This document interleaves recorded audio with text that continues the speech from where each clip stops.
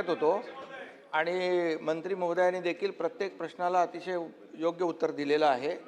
अनधिकृत आणि अतिक्रमणाच्या बाबतीमध्ये तुम्ही सांगितलेलं आहे की बाबा कुठे कुठे अनधिकृत बांधकामं आहेत त्याची यादी करूया। मी या ठिकाणी मुंबई महापालिकेच्या आयुक्तांना निर्देश देतो की वेगवेगळ्या भागामध्ये जिथं जिथं अशा प्रकारची अनधिकृत बांधकामं आहेत आणि त्यांची एक यादी तयार करा। ती अनधिकृत बांधकामं ज्या प्रकारची आहेत त्याचं एक वर्गीकरण आपण करू आणि अनधिकृत बांधकामं जी आहेत ती आपण त्याची यादी करून त्याच्यावर नियमाप्रमाणे कार्यवाही करू। अरे एएमसी असू दे, जो एएमसी काम करत नसेल त्याची चौकशी करू। एएमसी जर चुकीच्या पद्धतीने कोणाला प्रोटेक्ट करत असेल तर त्याची चौकशी करू आणि त्याची कारवाई करू। मी सांगू का? त्यामुळे आता एकच आहे, आपण अनधिकृत बांधकामांना पाठीशी घालणार नाही।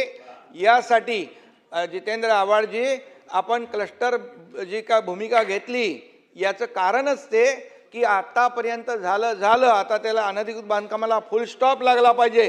कुठंही आम्ही तर सांगून ठेवले सगळ्या आयुक्तांना, तुम्ही प्लिंथ झाली प्लिंथच तोडून टाका, पुढे वर येताच कामा नये। त्यामुळे बिलकुल अनधिकृत बांधकामांना पाठीशी सरकार घालणार नाही आणि जे कोणी अधिकारी या बाबतीमध्ये पाठीशी घालत असतील तर त्यांची चौकशी करून कारवाई केली जाईल।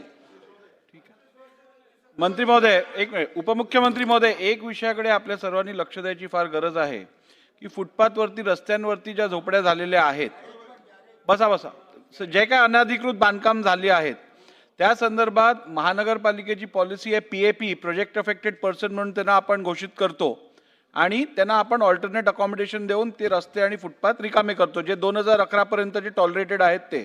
परंतु महानगरपालिकेकडनं ॲनेक्स 2 बनवायची प्रक्रिया एवढी हळू धीमी गतीत चालते, त्यामुळे सगळं काम रखडलेलं आहे। या संदर्भात पण आपण लक्ष टाकून त्वरित काम करून घ्यावं। नाही अध्यक्ष महोदय, आपण सूचना केलेली आहे। या बाबतीमध्ये देखील आयुक्तांना मी सांगेन, कारण फुटपाथ हे लोकांना चालण्यासाठी आहे, ते चालण्यासाठीच राखीव असले पाहिजे आणि त्यामुळे आयुक्तांना या बाबतीमध्ये निर्देश दिले जातील। ठीक आहे। प्रश्न क्रमांक 3